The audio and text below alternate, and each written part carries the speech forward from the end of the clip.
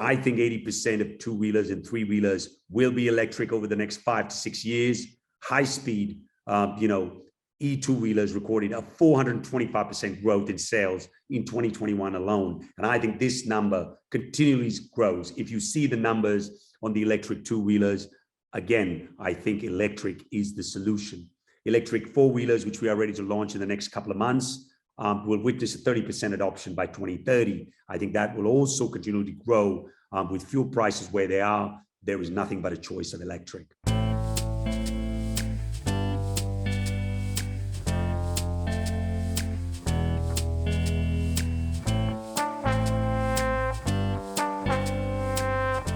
So I'll just quickly begin once I'm sure our attendees are continuously coming in. Welcome to the Blue Circle. It's such a big privilege and pleasure to connect with everyone, and our distinguished keynote speaker, who's handpicked because of the think output and the rich experience he brings in. Thank you also to our distinguished audience for joining us, most of whom are CEOs and CXOs and senior leaders. Many of them are our members and are repeat visitors to our webinars. This is very encouraging and motivates us to provide even higher levels of dialogue through the online mode as well. For those of you who are new with us today, Blue Circle is the world's first sector-specific networking app for business leaders that's built in India. We currently focus on 20 sector communities such as e-mobility, renewable energy, real estate, aerospace and defense, and many more. We also present socioeconomic insights which ultimately determine the evolving complexion of the market. Along with our weekly webinar series and our digital publication, you will be happy to know that we have recently launched the first version of the Blue Circle app for leaders, somewhat like the sector-specific LinkedIn for senior leaders, a space to have meaningful conversations, connect with over 12,000 plus like-minded leaders from India and across the globe, house high-quality curated content, and access business opportunities across these sectors. Those leaders among you who are interested, please to join us. I will share the link to the app in the chat section and will soon be sending out invitations to our new guests. Now, without further ado, I'm pleased to introduce today's keynote speaker and Blue Circle member, Mr. Uday Narang. He's the founder and chairman of Angelin Omega Group and Omega Seiki Mobility. He's been the driving force behind the growth and expansion of the company.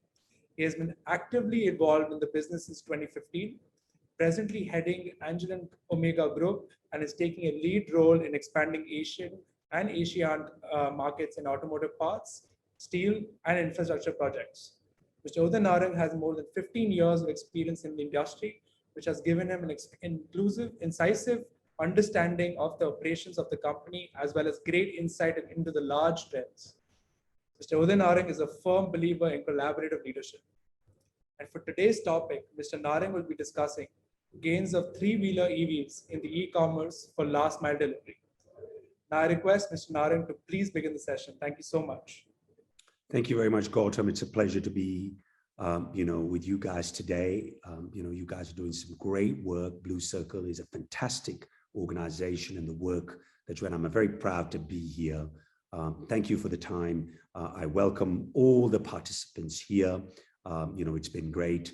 We are coming to the financial year end. And so it's great to be, here discussing about EVs and, all the, futuristic plans.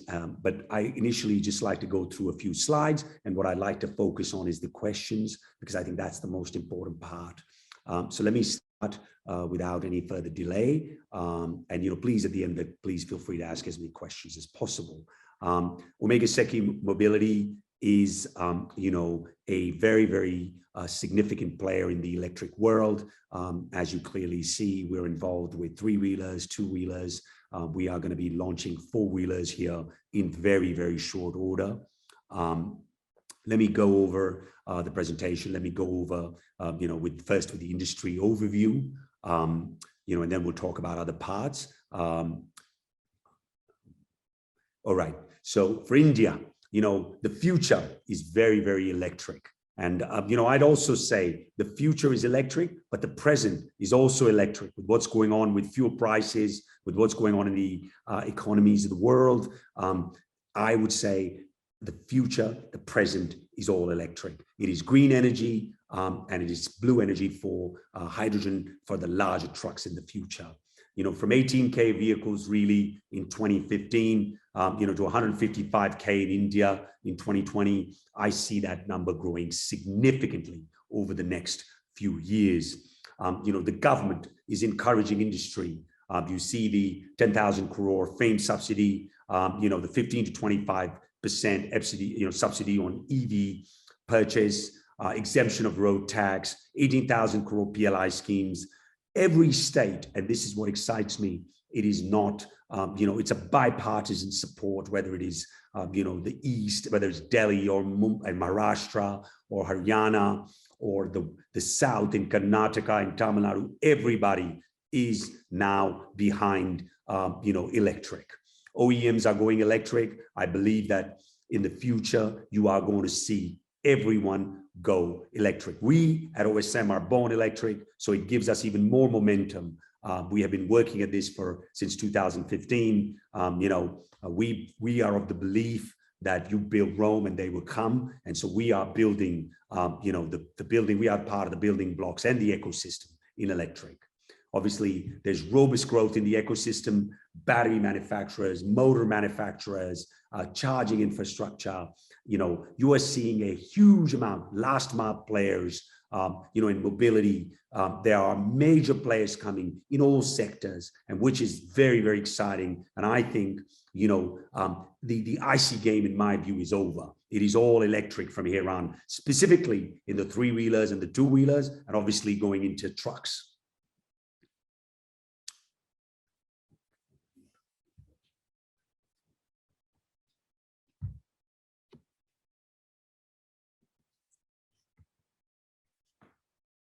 Right. Total addressable market, 300 million vehicles to 400 million vehicles we see by 2030. We think that the EV sales to touch 10 lakh units in 2022, a growth of over 327%. And I think over the next 5 years, the numbers will continually grow. I think 80% of 2-wheelers and 3-wheelers will be electric over the next 5 to 6 years. High speed, E2-wheelers recorded a 425% growth in sales in 2021 alone. And I think this number continually grows. If you see the numbers on the electric 2-wheelers, again, I think electric is the solution. Electric 4-wheelers, which we are ready to launch in the next couple of months, will witness a 30% adoption by 2030. I think that will also continue to grow with fuel prices where they are. There is nothing but a choice of electric. Indian 2-wheeler market can be 30% of electricity. I think this number is even underpriced. I think there'll be even a higher level of electric in the future, in the very near future. Now, just a journey of OSM. In 2020, we put up Rage Plus. 21, we launched Rage Plus Frost, which was the first cold, with cold fox bay. We can do vaccine, we can do food, -4 to +10 can be doing that. We've come up with 2-wheelers. In 2021, we have now unveiled the truck in 4-wheelers to be launched now in the next 2 months on the roads. We've done backward integration with powertrains, with motors, because to me, the biggest problem over the next year or two will be supply chain, and having control. He or she has the control of the supply chain are going to be the winners. Having controls of powertrains, batteries, motors, and that entire back-end support is extremely important, which we have integrated with alliances in Korea, in Israel, and all across the world. India's leading electric manufacturer and the second largest 3-wheelers as of Jan 22, and I think we'll see the number continually grow for OSM. Obviously, if you look at the manufacture of commercial vehicles, we are doing, as I said, the complete chain. We are also doing tech mobility. We are doing e-commerce, non-e-commerce players, food, FMGC, the whole entire last mile. So not only just being an OEM, we're also involved in the mobility.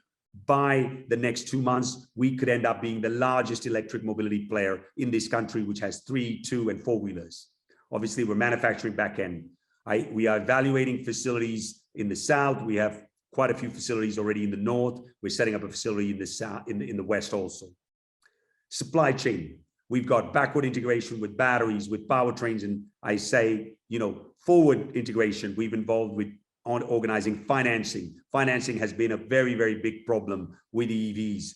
And I think we've come up with products also with Rage Plus Rapid, with giving 6-year warranty on the vehicles, six-year warranty on the battery with 15,000 cycles, and many others. We're working with charging infrastructure, and obviously after-sales service, which is an extremely important part, of the ecosystem. In addition, we are building R&D. We have R&D facilities in India, in Thailand, in Korea, in Japan, and in Europe. So we are working with design and manufacturing, indigenous, designs, 100% in-house manufacturing facilities by ourselves. We also, as I said, have our own NBFC, which we help in financing vehicles and large-scale nationwide dealerships. We have 70 plus, which will be 100 plus by March, and we've got already signed up for over 500 over the next financial year. Why are EVs important for last mile logistics? This is a very, very important question. As you clearly see, as convenience, delivery, speed, and efficiency continue to define customer experience, there's a steady growth in electric vehicles to carry out last and middle mile. EVs are very eco-friendly and offer some great hidden business gains to supply chain. Over the past few years, especially before COVID, you are seeing an extremely large demand coming from e-commerce companies, from food companies, from FMCG, because so much tech-driven, so much of the demand is coming now to the consumer from the e-commerce. Home service and good logistics is a true litmus test. So the e-commerce companies and all these other companies are passing on the logistics to EV. Also, at the same time, socially responsible corporate businesses, all the large, companies have realized that a commitment towards the environment. We have the worst 20 cities in the world in terms of, in terms of pollution. And so we think that, electric is a major solution for that. Obviously, many supply chains are therefore embracing greener logistics practices. And we think that reducing the carbon footprint and minimizing the impact of the environment. Switching to electric in the final mile, an eco-friendly move. The adoption of EVs or electric vehicles for last mile is perhaps one of the coolest trends towards implementation green logistics in supply chains. These electric vehicles run on, electric motors instead of internal combustion vehicles, and they help in reducing, the emissions that come out of gas and power. EVs are very effective way of replacement for fuel-intensive automobiles in order to address the issue of rising pollution. But also, if you've seen where the oil price are going 140,000 a barrel, an electric vehicle in three-wheelers, for example, has got a cost of less than ₹1 a kilometer, while an IC engine has got up to 10 to 12. So clearly, and in the four-wheelers, it's even a bigger issue. Business benefits of using electric vehicles for last mile delivery, obviously minimal fuel consumption. The logistic industry is obviously under a heavy pressure, again, also on transport, and excessive quantity of fuel consumption. Obviously, the supply chain journey is requiring lower cost, more effective, greener energy. India is the third largest consumer of fuel. And I think our foreign exchange reserves are very, very spent on fuel. Dependence on electric is the answer, not only just in cost basis, but also in terms of green energy and reducing pollution. Cost-effective logistics is an extremely important benefit of EVs. And we are seeing this across different spaces. We are seeing milk players, e-commerce companies, FMGC, you name it. People are coming from universities. The demand is extremely strong. The three-wheeler is 3.3 times more cost-effective than electric three-wheeler, than an IC. Over the life of an asset, it adds up to a sizable cost, and the savings are huge. Also, with technology advancements, the delivery fee is no longer a huge monetary investment as compared to a few years ago. Again, convenient and easy way to maintain. Electric vehicles are quite low on maintenance. Just like a smartphone, electric vehicles can be connected to external power supply. And we are giving between 80 to 120 kilometers. These vehicles only need a battery replacement maintenance once in every couple of years. The IC engine maintenance is a very high cost, and they are 30% cheaper to serve and maintain than an internal combustion engine vehicle. The future of last mile clearly belongs to EVs.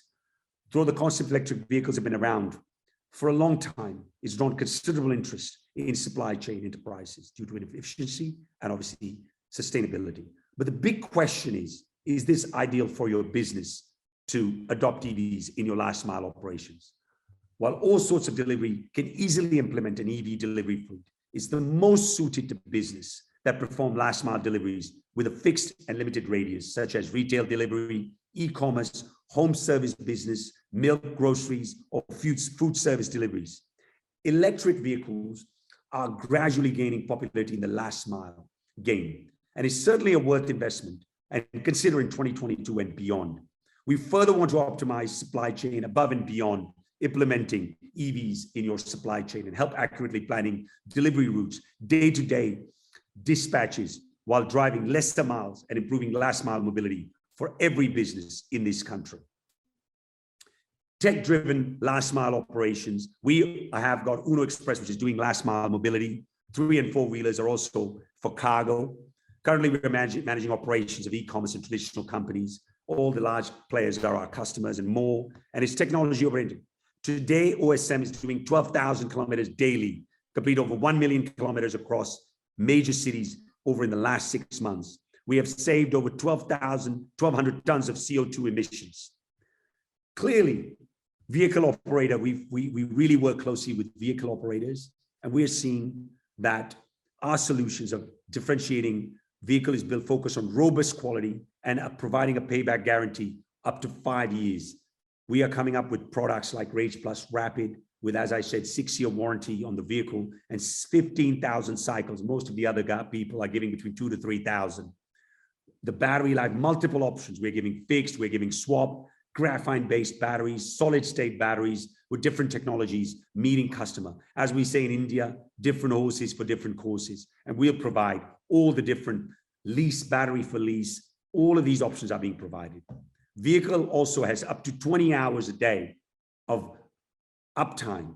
So a number of deliveries can be made, which gives a lot more higher ROI to vehicle operators. So really, I just wanted to give a quick update, and I think let's open it up to questions and go from here. Thank you very much, guys.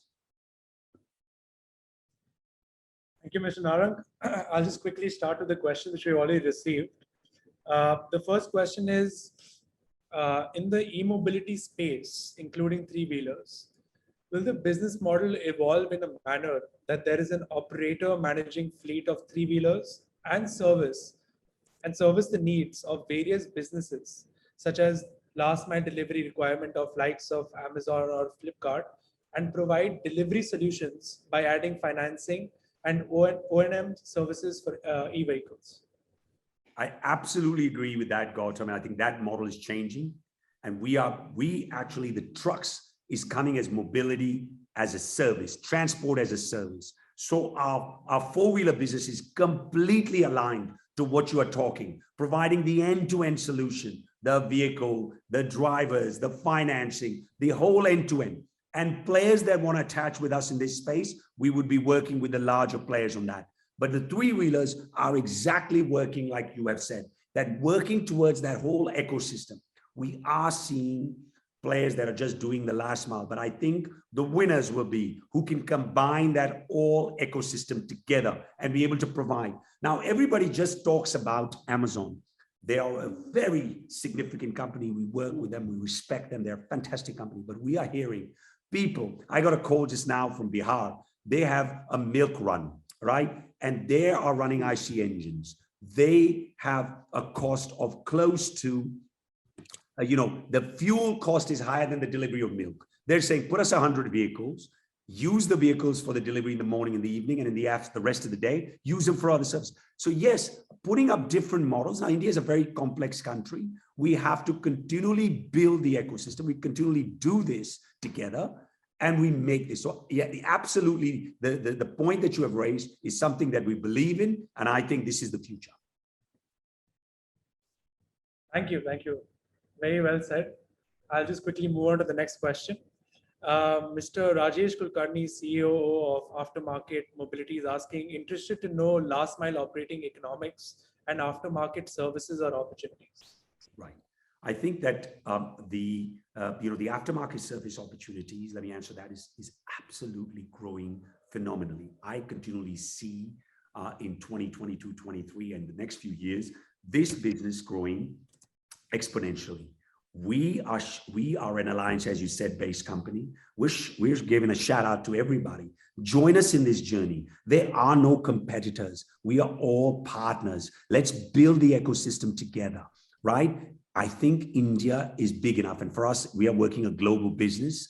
We are working in the Far East. We are working in ASEAN. We are working in Africa, as well as Gulf and Latin America. The aftermarket and service opportunities are coming and presently in many, many areas. And I think that, building the ecosystem, working with OEMs and with the rest of the startups is a very, very good idea. The last mile operating economics come in scale. In my belief, that the larger the scale, this is a scale game. Running 5 or 10 vehicles is a difficult ball game. I think you can do minimum P&L on that. But I think the larger scale volumes running in tier 2, tier 3 cities also, everybody's focusing on tier 1. We are focusing on tier 1, but we are going down to 2 and 3 cities. And the demand in Moradabad, in Jharkhand, in many, many cities, which are tier 2, tier 3, in tier 4, in Tamil Nadu, in the rural areas, we are seeing a huge amount of demand. I don't know if you know that electricity in Tamil Nadu is for free, right? In rural areas.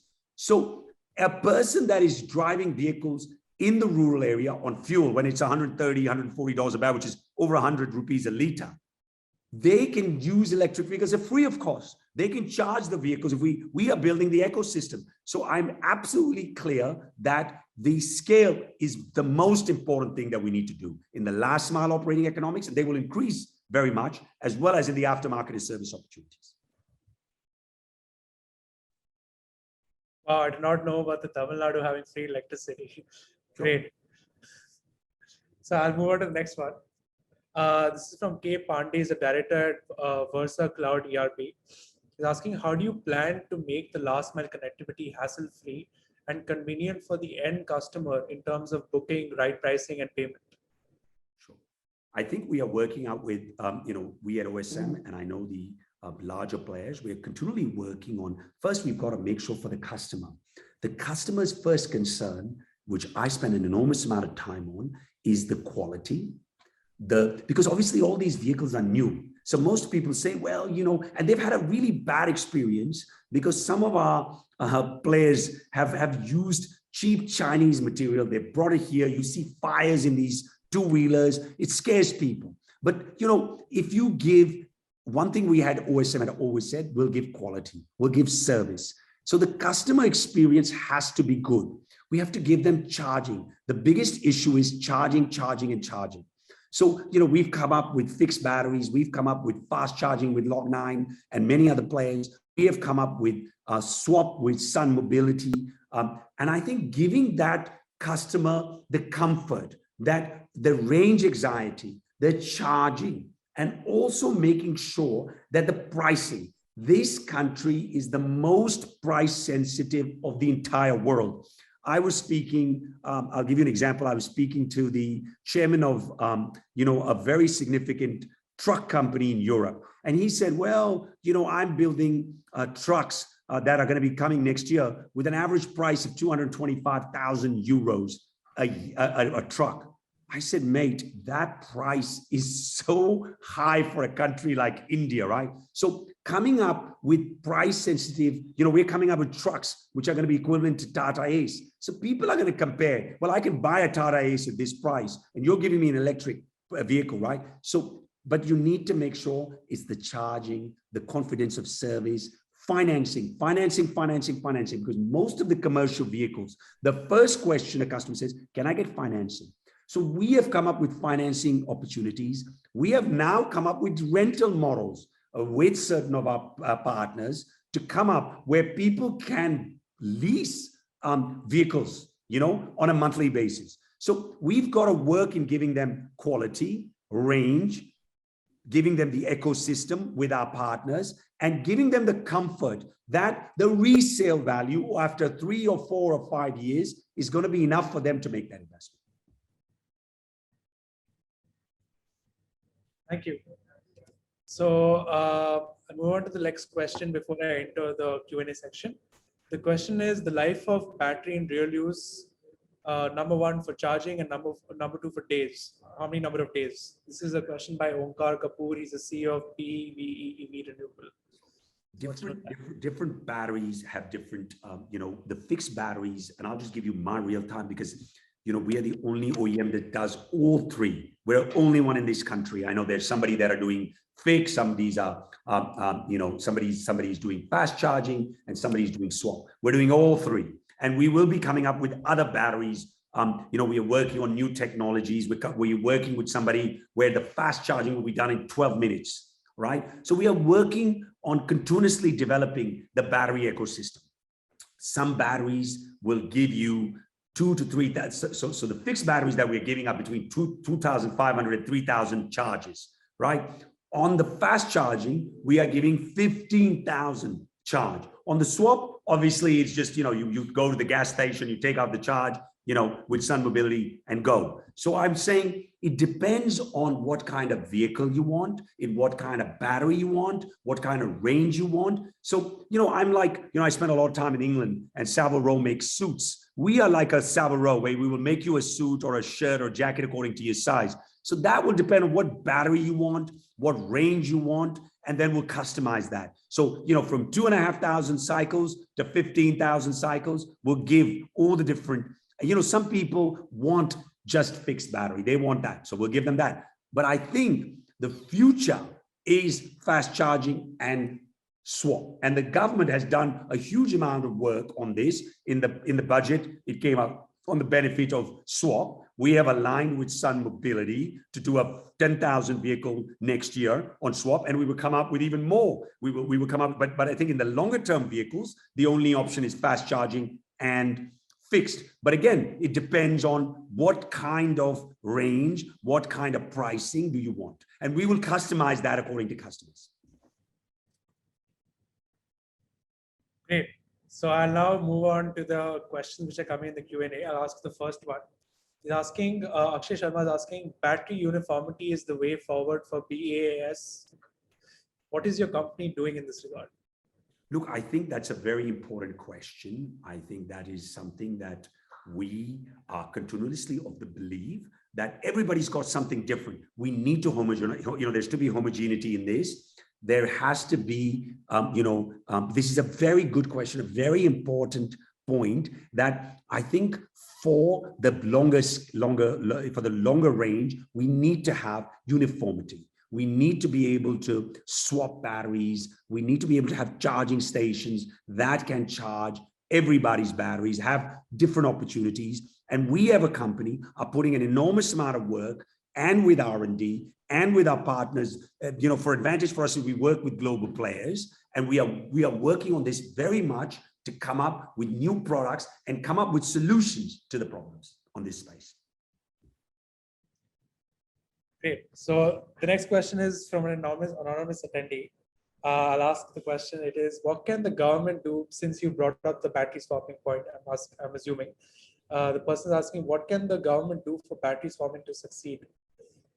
I think the government, I'm of the opinion, let me do what I can for the country rather than what the country can do for me. I like to lead from the front. We all need to be leaders. The government should do, we always would love for the government to do more. I think this government is doing more than anything I have seen all over in our history. We are seeing senior leadership and state level, everybody's in here. I think in the swapping side, working and giving. See, it's what I say, the napkin where I can put the charging station, right? That space. In India, the government is building these corridors all across the country. The government needs to give more subsidy or access to more charging infrastructure, and swap can lead that. I think cities, municipalities, every district, I'm spending an enormous amount of time in the front lines in the South. And, we will be in every district of the South in the next 6 months. And what I'm saying is that the government should work with entrepreneurs, with people that want to get into this space, provide help, give startups a boost in this space. but we are seeing a huge amount of activity in the swapping. And I'm a big believer of swapping, but I also think, let's not forget, fast charging is just as important. And the government is clearly, coming up with schemes, but can always do more. But I think rather than keep asking what the government can do, we all, whether we are OEMs, startups, new age companies, should get involved and do our part in this journey. Yeah, I think since we're a little short of time, I'll just ask the last question from Mr. Akshay Rana. He's asking, do you feel the power infrastructure in our country supports fast charging? I think that there are parts, South is not energy deficient. So yes, I think there is scope for improvement in certain parts of the country. But I think look, I'm of the belief and I'm of the nature that let's, build it. Let's do the hard work. I'm not going to say this is not there and that is not there. You do the work, you build it, you take time. And so for me, I look at the glass half full. I never look at it as half empty. So yes, there are certain states that are energy deficient, but I'm seeing the South. There is no energy problem. There's wind energy. There is solar energy. Let's move towards green energy. Let's do more work for sustainability. I know we're short of time, so I'll stop speaking here. No, not at all. I think thank you so much. It was very valuable to listen to everything. I just want to say it was such an insightful and engaging session and a privilege to hear you. I'm sure our guests and I have been hooked on to the very end and have taken up several nuggets. And also thank you to our leaders in the audience for joining us and for staying till the end and for always sharing excellent questions. Thank you very much. Have a good day. Bye.